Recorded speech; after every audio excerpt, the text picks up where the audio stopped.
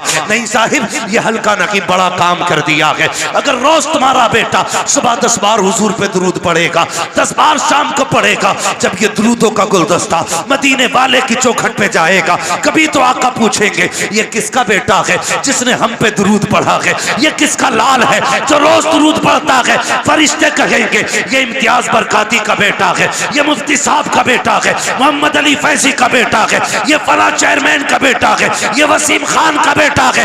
जब उनकी चौखट पे तेरा नाम आ जाएगा, खुदा की कसम यहां आना भी कामयाब होगा, यहां से जाना भी कामयाब होगा।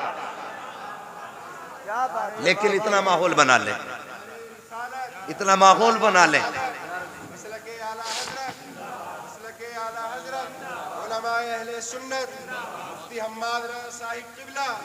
नारे तकबीर, नारे रिसालत। वाह वाह। अभी मूड खराब हुआ हजरत, एक वो देखा मैंने, एक तस्वीर देखी, मुस्लिम माँ है, नकाब पहन के जा रही है, और कौन सा डे था, क्रिसमस डे था या कौन सा, अपने बच्चे को चूचू का मुरब्बा बना के ले जा रही है। देखा होगा आपने भी। लेकिन हम जितनी देर न्यूज देखते हैं तब तक अफसोस होता है, उसके बाद खत्म। क्यों? वो क्या बनाते हैं भाई, लाल पीला जो बना लेते हैं चोंच निकाल के, वो जो भी बनाते हैं, एक मुस्लिम माँ अपने बेटे को बना के ले जा रही है। ये बताओ इसकी जिंदगी पे क्या असर पड़ेगा, क्या असर पड़ेगा? सोचा हमने? ये आगे चल के मुसलमान रहेगा? ख्याल करें हम लोग। हम IAS IPS बनाने के चक्कर में किधर जा रहे हैं? असल IAS IPS नहीं, असल बनाना है गुलाम मुस्तफा। हम जब अपने बच्चों को क्रिसमस डे पे एक अचूबा बना के लेके जाएंगे, हमारी नस्लों का क्या बनेगा? ये देखा होगा आपने, हालात देखी हमारी कौम के। वजह क्या है?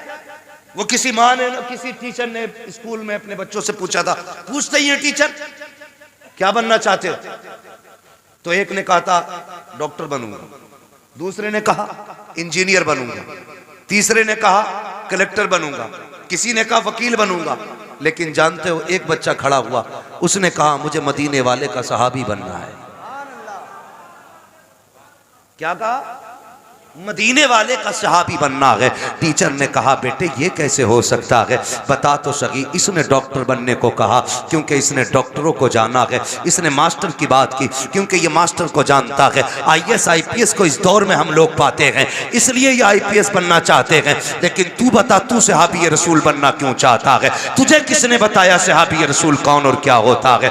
बच्चे ने बड़ी प्यारी बात कही थी। उसने कहा सुनिए टीचर, मेरी माँ मुझे उस वक्त तक सोने नहीं देती है जब तक हुजूर के एक सहाबी की कहानी नहीं सुना देती है, जब तक एक सहाबी का किस्सा नहीं सुनाती है। यार क्रिसमस डे पे अपने बच्चों को सेंटा क्रश बना करके स्कूल लेकर के जाने वालों, तुम्हारे बच्चे क्या बनेंगे खुद फैसला करो। अगर चाहते हो हमारे बच्चे सलाहुद्दीन अय्यूबी के शानी बने, मोहम्मद बिन कासिम का बर्तब बने, अगर तुम यह चाहते हो हमारे बच्चों के अंदर खालिद बिन वलीद का तेवर होना चाहिए, तो क्रिसमस डे पर उनको सेंटा क्रश ना बनाओ, उन्हें खालिद की कहानी सुनाओ, मोहम्मद बिन कासिम के किस्से सुनाओ, उन्हें अबू बकर की दास्तान सुनाओ, उन्हें उमर के किस्से बताओ। खुदा की कसम बेटा तेरा होगा, गुलाम मदीने वाले का बंदा नजर आए। रोना आता अपनी कौम के हालात देखने पर।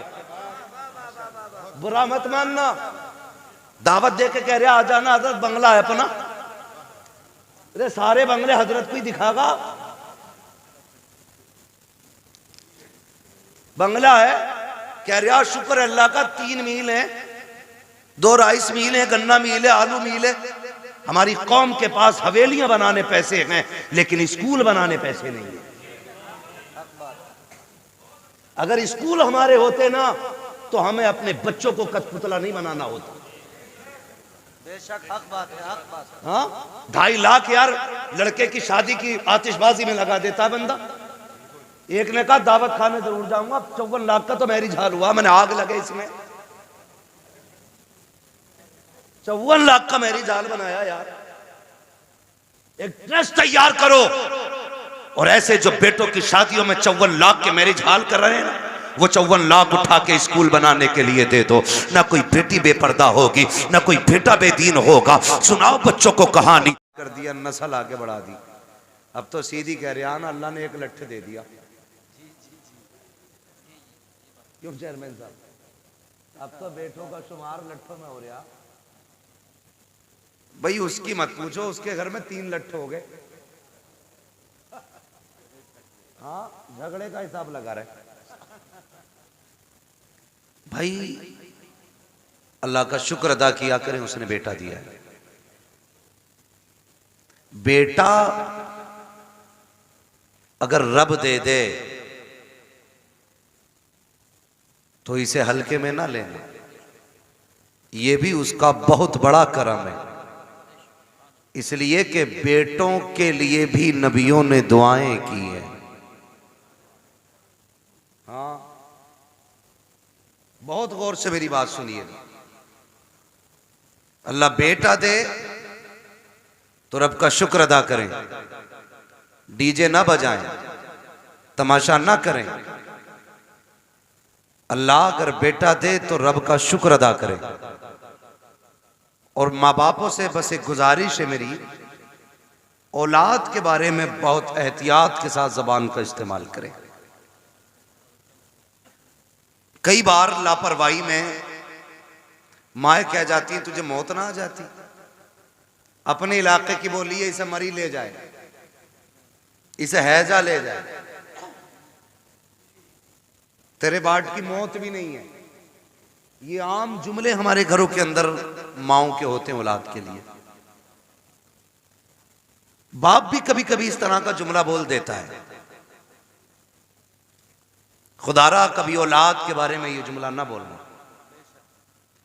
इसलिए कि अगर रब नाराज हो जाए ना तो आपके उसी जुमले को पत्थर की लकीर बना देता है। और वो इस बात पे नाराज हो जाता है कि मैंने इतनी बड़ी नेमत से इसे नवाजा, इसे बेटा दिया और ये इसके हक में मौत की दुआएं मांग रहे। जब वो नाराज हो जाता है ना तो फिर बड़ी मुश्किल मोड़ पे लाके खड़ा कर देता है। यूसुफ भाई एक खातून थी, अल्लाह ने उसे एक ही बेटा दिया था, शौहर का इंतकाल हो गया। जब शौहर का इंतकाल हुआ, कोई बात हुई, बच्चा छोटा था, मां की जबान से जुमला निकल गया, तुझे मौत नहीं आ जाती? कोई बच्चे से नुकसान हो गया या उसने परेशान किया तो उसके मुंह से जुमला निकल गया, तुझे मौत नहीं आ जाती? अब देखिए, ये उसके मुंह से जुमला निकलना था। 18 साल बीत गए, 18 साल बीत गए इस जुमले को कहे हुए। लड़के की उम्र तकरीबन 22-23 साल हो गई। पढ़ लिख करके शानदार तालीम हासिल करके वो अच्छी नौकरी उसको मिल गई। माँ ने कहा अच्छी दुल्हन भी लानी है, रिश्ता भी हो गया। शादी में 8 दिन रह गए थे, अचानक पैर फिसला, लड़का गिरा और इंतकाल हो गया। अब मां जब रो रही थी दर्द के साथ ना, तो कोई उसके दर्द को बयान नहीं कर सकता। जब रात को सोई, किसी ने आके बताया आप क्यों रो रही है? ये वही है ना जिसे बचपन में तूने मौत की बद्दुआ दी थी, समझ ले तेरा वो जुमला आज हमने पूरा करके दिखा दिया है। अल्लाह बेटा दे या बेटी दे, जबान संभाल के आपको जुमलों का इस्तेमाल करना है।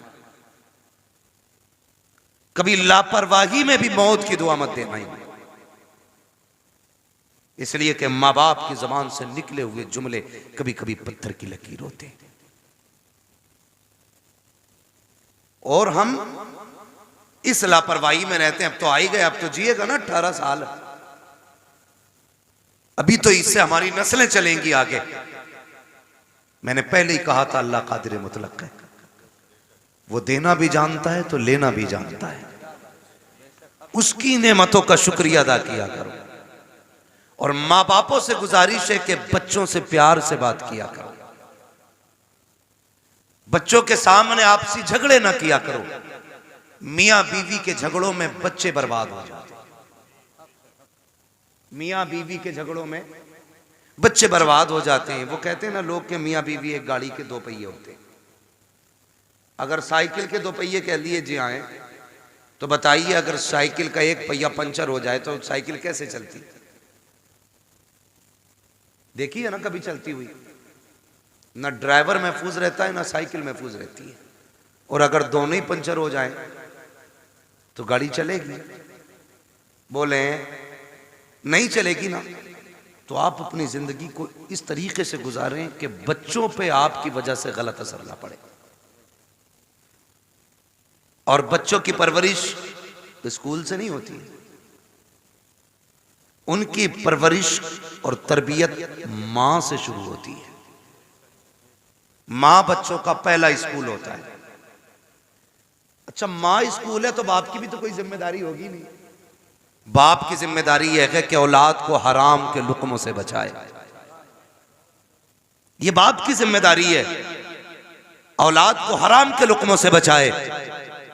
इसलिए कि अगर खेती को गलत दवा लग जाती है तो फसल खराब हो जाती है, औलाद को हराम के लुक्मे मिलते हैं तो नस्ल खराब हो जाती है।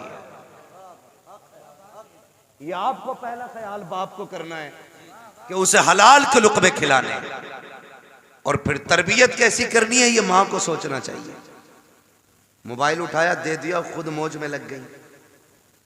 औरतें भी बड़ी चालाक होती हैं इम्तियाज भाई, आप मुझसे बेहतर जानते होंगे। मेरे बड़े हैं, मैंने ये जुमला इसलिए कहा क्योंकि मामला क्या होता है, पूरा दिन घूमेगी मोहल्ले में और जब शाम को शोहर आएगा ना तो बच्चे के नोच लेगी। काम इसलिए नहीं किया, घूमने गई थी और नोच लिया। वो कहता है कि ये चारपाई यहीं पड़ी है, कह के ये चुप है तब तो करूं, ये चुप है तब तो कुछ किया जाए। इसलिए जनाब हम तो पर्दे में रखते हैं, ना कहीं जाने का मौका मिलेगा ना काम अधूरा रहेगा। मेरा कहने का मतलब यह है कि मां और बाप दोनों को परवरिश पे उनकी पूरा ध्यान रखना चाहिए। इसलिए कि आपके एक लम्हे की लापरवाही आपके बच्चे की जिंदगी बर्बाद कर सकती है। पूरी बात नहीं बताऊंगा, डाकू सुल्तान के बारे में सुना होगा। आखिरी फरमाइश में पूछा था क्या चाहते हो, मेरी मां को बुलाया जाए। जबान काटने की फरमाइश आई कि कहा क्यों? कहा पहले दिन अंडा चुराया था ना तो इसने कहा था शाबाश, अगर उसी दिन इसने थप्पड़ मार दिया होता तो मैं आज फांसी के फंदे तक नहीं आता। आप ख्याल करें, बच्चों की सही परवरिश करें, उन्हें अच्छी तालीम दें।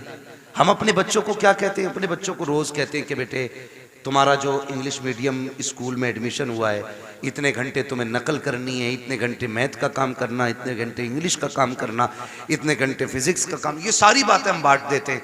उसमें 5 मिनट और बढ़ाने हैं बच्चे के, और ये कहना बेटे तुझे मदीने वाले पे 5 मिनट दुरूद पाक पढ़ना है। ये उसके रोजमर्रा के उसूल में शामिल करना है कि 5 मिनट तुझे सिर्फ हुजूर पे दुरूद पढ़ना है। करेंगे इंशाल्लाह ये शामिल, सारे बोले इंशाल्लाह। हम भी ये अहद करें अपने दिनों रात के कुछ वक्त निकाल के उसमें से 5-10 मिनट हुजूर पे दुरूद पढ़ा करें। हम ये नहीं कहते, हमारे अगर स्कूल जाने में बच्चे के 10 मिनट बाकी होते हैं ना